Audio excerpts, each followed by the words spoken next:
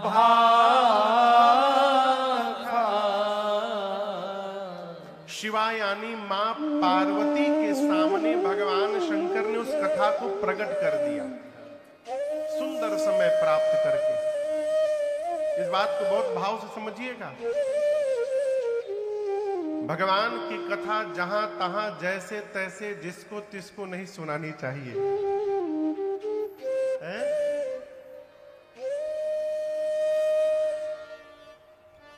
आप में से कोई सोना चांदी का काम करता है? कोई सुनार भैया है यहां पर? नहीं है? चलिए कोई बात नहीं। जब किसी बहुत बड़े शोरूम में जाइएगा ना और उनसे कहिएगा ये हीरा दिखाइए, वो हीरा दिखाइए, तो केवल सुनेंगे, दिखाएंगे नहीं जल्दी। क्यों? जब तक उनको ये विश्वास नहीं हो जाएगा कि आप वास्तव में ग्राहक हैं, तब तक वो हीरा बाहर से निकालने वाले नहीं हैं। कहेंगे ऊपर से देख लीजिए। उसी प्रकार भगवान की कथा वो अमूल्य हीरा है जिसको जहां तहां नहीं बांटना चाहिए। इसका सही ग्राहक जब तक नहीं दिखाई पड़े तब तक कथा भूल कर भी नहीं सुनानी चाहिए। भगवान शंकर तो उत्तरकांड में कहते हैं, यदि इंद्र जैसा राजा क्यों न हो। संत भैया, कौन? इंद्र, साक्षात इंद्र आ जाए और सामने आकर के बैठ के कहे कि महाराज हमको राम जी की कथा सुनाइए, हम कथा प्रारंभ करने जा रहे हैं। इंद्र कभी इधर देख रहे हैं, कभी उधर देख रहे हैं, कभी कान खोद रहे हैं, तो वहां से प्रणाम करके चले जाना चाहिए। यदि श्रोता मन लगाकर कथा श्रवण न करे तो भले इंद्र क्यों न हो, उसको कदापि भगवत कथा नहीं श्रवण करानी चाहिए। ये मर्यादा भगवान शंकर ने दी। कथा किसको सुनानी चाहिए? बाबा कहते हैं, राम कथा के ते अधिकारी।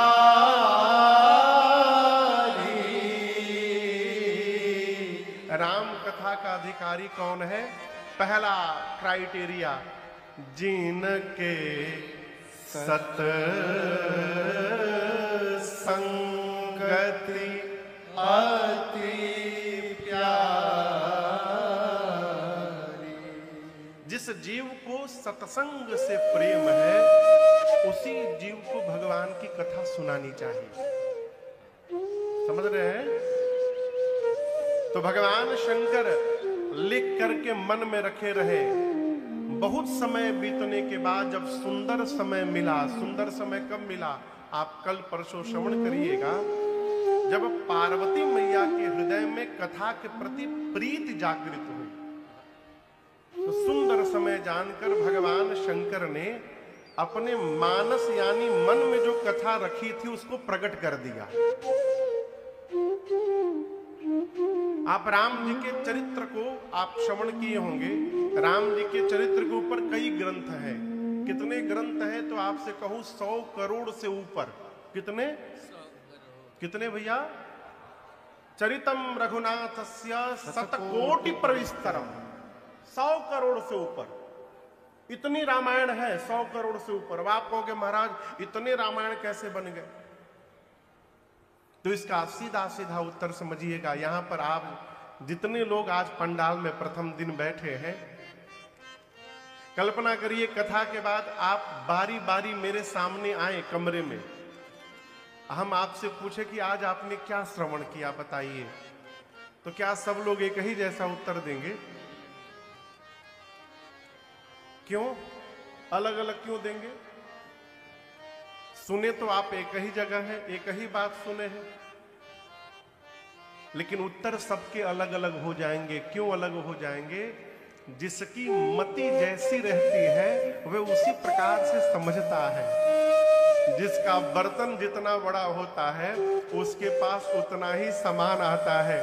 एक प्रसंग सुनाऊं। एक भगवान के भगत हुए पूज्य श्री एकनाथ जी महाराज। आपको पता है अभी हम लोग कथा प्रारंभ किए तो श्री हनुमान जी महाराज का और भगवान शंकर का आवाहन किए। क्योंकि कथा की दो प्रधान श्रोता हैं। अब यहां दर्शन करिए व्यासपीठ पर, मैं तो सुना रहा हूं, सामने मेरे राघव सरकार बैठे हैं, ये सामने बीच में है। मैं पिछले 15 वर्षों से इनको राम कथा सुना रहा हूं। इधर दाहिने हाथ में भगवान शंकर, मां भवानी, गणपति भगवान और कार्तिकेय जी बैठे हैं, बाबा का पूरा परिवार। और इधर बाईं ओर श्री हनुमान जी महाराज बैठे हैं। ये दिल्ली के कनाड पैलेस के हनुमान जी महाराज हैं। इनके पहले दूसरे हनुमान जी कथा सुनते थे, वो अभी निवास पर है दरबार में। ये आ गए अपने आप कथा सुनने के लिए, तो 2017 से ये सुन रहे हैं। और मैं आपसे निवेदन करूं, आप सुनिए चाहे न सुनिए, ये तीनों लोग बड़े ध्यान से कथा सुनते हैं, इसलिए हम इनको सुनाकर सौभाग्यवर्धन करते हैं अपना। है? कहीं भी कथा हो, इस बात को याद रखिएगा, हनुमान जी महाराज वहां अवश्य रहते हैं, किसी न किसी रूप में रहते हैं, किसी भी रूप में। जीव जंतु मनुष्य किसी रूप में पहुंच जाएंगे। इसी सिद्धांत से गोस्वामी तुलसीदास जी को श्री हनुमान जी से भेंट हो गई। गोस्वामी जी काशी जी में रहते थे, अजित बाबू, और शौच होने के लिए गोस्वामी जी काशी की भूमि पर शौच नहीं करते थे। गंगा जी को नित्य पार करके, जिधर मुगल सराय है, गंगा पार करके रेता में उधर जाया करते थे रामनगर की तरफ। और लौटते समय जो लोटा में जल बचता था, वहां एक पेड़ था जामुन का रास्ते में, उसके जड़ में डाल दिया करते थे। नित्य का नियम था, लौटते समय जो जल बचे उस वृक्ष के जड़ में डाल देते थे। उस वृक्ष में एक ब्रह्म राक्षस रहता था, और गोस्वामी जी के जल देते देते रहने से उसकी प्यास तृप्त हुई, और एक दिन उसने दर्शन दे दिया। कहा, आपने मुझे तृप्त किया है, कहिए क्या चाहिए आपको। गोस्वामी तुलसीदास जी बोले, मुझे भगवान का दर्शन करना है। उस ब्रह्म राक्षस ने कहा, मेरा सामर्थ्य तो नहीं है कि मैं आपको भगवान का दर्शन करा दूं, लेकिन जिनके कारण भगवत दर्शन हो सकता है उनका पता मैं आपको बता सकता हूं। तो किनके कारण भगवान मिलेंगे? राम दुआरे तुम रखवारे, अहोत न आज्ञा बिनु पैसारे। भगवान के द्वार पर श्री हनुमान जी महाराज बैठे हैं। बिना हनुमान जी की कृपा मिले राम जी का दर्शन मिलने वाला नहीं है। तो उस ब्रह्म राक्षस ने कहा गोस्वामी जी से, मैं ये बता सकता हूं कि श्री हनुमान जी कैसे मिलेंगे आपको। गोस्वामी जी बोले, बताइए।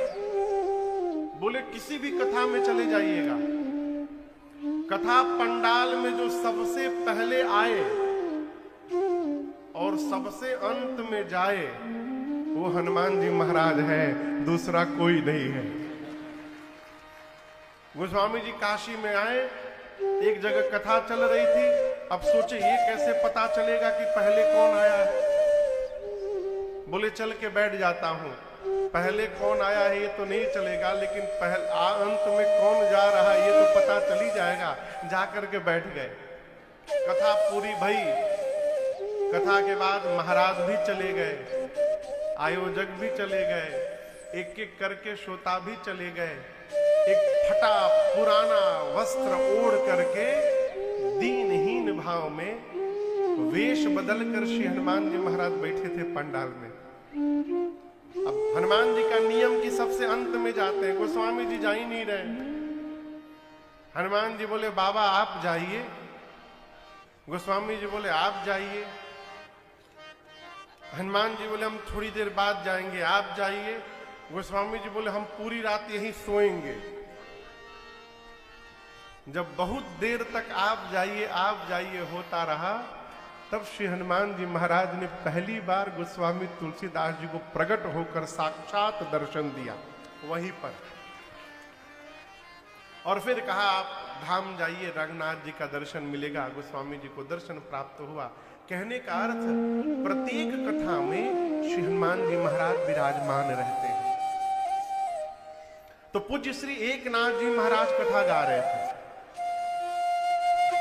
बाबू, पुष्प वाटिका, अशोक वाटिका का वर्णन आया और कथावाचक पूज्य एकनाथ जी बोली, अशोक वाटिका में सीता मैया जहां बैठी थी वहां श्वेत रंग के पुष्प लगे हुए थे। किस रंग के? सफेद रंग के पुष्प खिले हुए थे। हनुमान जी महाराज आकर बोले वक्ता से, कथावाचक से, महाराज क्या बोल रहे हैं? मैं वहीं था, लाल रंग के फूल खिले हुए थे। अब कथावाचक महाराज बोले सफेद रंग के फूल थे। हनुमान जी बोले लाल रंग के फूल थे। कथावाचक बोले नहीं नहीं, मैं देख रहा हूं सफेद रंग के फूल थे। हनुमान जी बोले किशोरी जी से पूछा जाए। तो सीता मैया से पूछा गया। सीता मैया बोली न सफेद रंग के फूल थे न लाल रंग के फूल थे, सब नीले रंग के फूल थे वहां पर, है? नील वर्ण के फूल थे। अब तो समस्या और बढ़ गई हो। समस्या पहुंची राम जी के पास। वक्ता ने कहा सरकार हम सत्य कह रहे हैं, हमने देखा है भाव में प्रवेश करके वहां सफेद रंग के फूल थे। हनुमान जी बोले आप भाव रूप से प्रवेश करके बोले मैं वहां गया, जाकर देखा था लाल रंग के फूल थे। सीता मैया बोली आप तो आकर देखे थे, मैं कई दिनों तक वहीं रही थी, वहां सारे नीले रंग के फूल थे। अब सत्य सब कहने को तैयार है कि हम सत्य बोल रहे हैं। राम जी बोले आप तीनों सत्य बोल रहे हैं। तीनों ने कहा प्रभु ये संभव कैसे है, सत्य तो कोई एक ही होगा। राम जी ने कहा सत्य तो ये है कि अशोक वाटिका के सारे पुष्प श्वेत वर्ण के थे, सफेद रंग के थे। कथावाचक आनंद हो गया, हम सही कह रहे थे। हनुमान जी बोले प्रभु जो मैंने देखा। राम जी बोले आप भी सत्य बोल रहे हैं। पुष्प तो हनुमान श्वेत वर्ण के ही थे, लेकिन जब रावण के सिपाही सीता जी को त्रास देने लगे तो आपको इतना क्रोध आ गया था उस समय कि आपके आंख में रक्त निकल गया था। क्रोध के कारण आंखें लाल हो गईं और उस आंख लाल होने के कारण आपको सारे सफेद पुष्प लाल लाल दिखाई देने लगे थे। इसलिए आप भी सत्य बोल रहे हैं। सीता मैया, हनुमान जी बोले फिर ये कैसे कह रही है मैया कि नीले रंग के पुष्प थे? राम जी बोले ये जितने दिन थी ये सब जगह मुझे ही देखती रहती थी, मेरा रंग नीला रंग का है, इसलिए इसको सारे पुष्प नीले दिखाई दे रहे थे। कहने का अर्थ है माई बाप, कथा एक ही होती है परंतु सुनने वाले श्रोता के विचार अलग होते हैं, उनके भाव अलग होते हैं, उनकी बुद्धि अलग होती है, इसलिए सब अलग अलग समझते हैं। उसी प्रकार राम जी की लीला में जितने लोग सहयोग करने आए, सबने अपने अपने बुद्धि से एक एक रामायण की रचना की थी। इसलिए रामायण की संख्या 1 करोड़ से ऊपर हो गई। अब आप जितने रामायण हैं उनका नाम पढ़िएगा तो प्रायः सबका नाम रामायण ही लिखा गया। श्रीमद् वाल्मीकि रामायण, अध्यात्म रामायण, आनंद रामायण, कंब रामायण, सबके नाम के आगे क्या है? रामायण।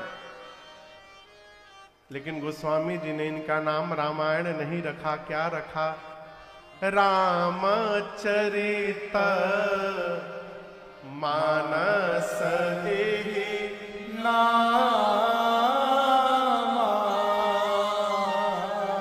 सुनत श्रवण पाए विश्राम। गोस्वामी जी कहते हैं इनका नाम है रामचरितमानस। अब ये रामचरितमानस क्यों नाम पड़ा, इसके पीछे समझिए। बाबा कहते हैं भगवान शंकर ने इस चरित्र को रखकर कहां रखा? मानस में।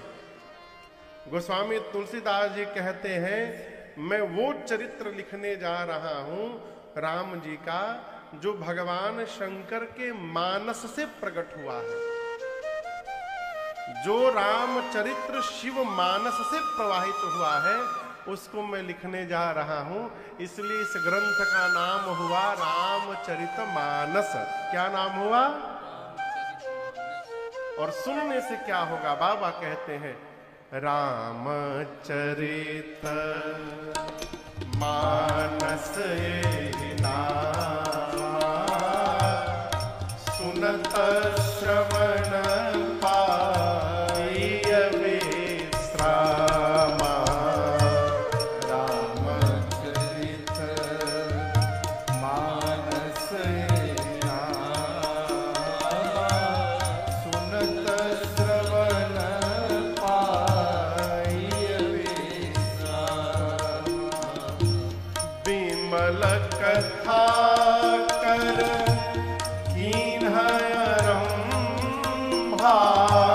विमल कथा कर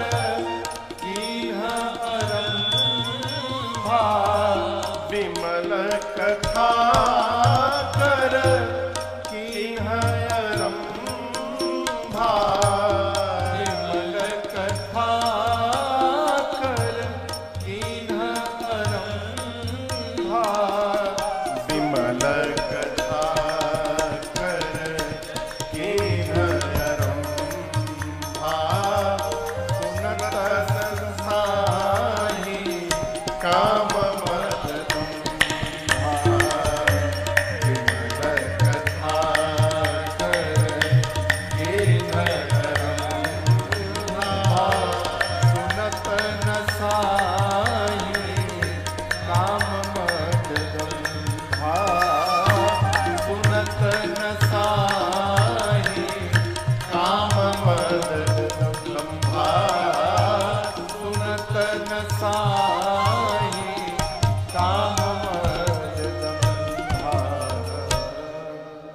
गोस्वामी जी कहते हैं इनका नाम है रामचरितमानस।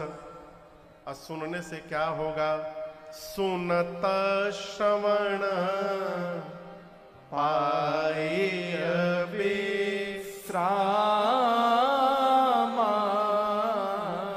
गोस्वामी जी कहते हैं भगवान के इस चरित्र को श्रवण करने मात्र से हमारे मन को एक न एक दिन विश्राम की प्राप्ति हो जाएगी।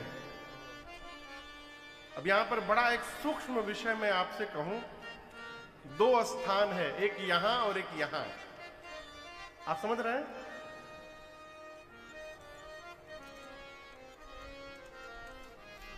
इंद्रियां कितनी है अजीत जी, पता है आपको? हाँ, आप में से किसी को पता है इंद्रियां कितनी है? कितनी है? 10। कितनी है? 5 ज्ञानेंद्रियां हैं और 5 कर्म इंद्रियां हैं। इन 10 इंद्रियों के बाद 4 विशेष इंद्रियां कही गई हैं। कितनी? 4। ये क्या है? मन, बुद्धि, चित्त और अहंकार। मन, बुद्धि, चित्त और अहंकार। अब यहां दर्शन करिए, यहां बुद्धि है और मन है, यहां पर चित्त है, चित्त यानी हृदय।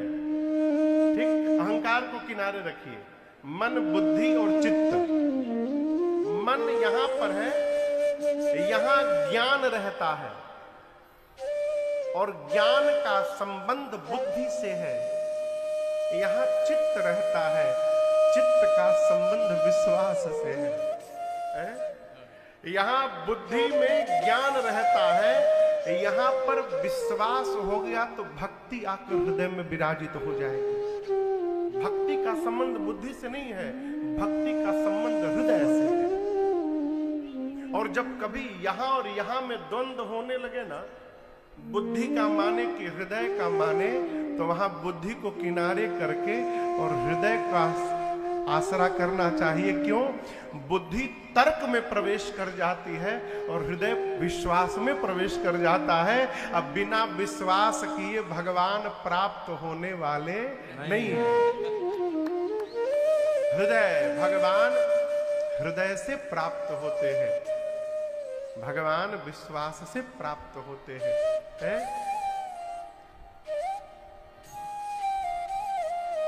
वो स्वामी तुलसीदास जी कहते हैं, सुनत श्रवण पाई विश्राम। भगवान की कथा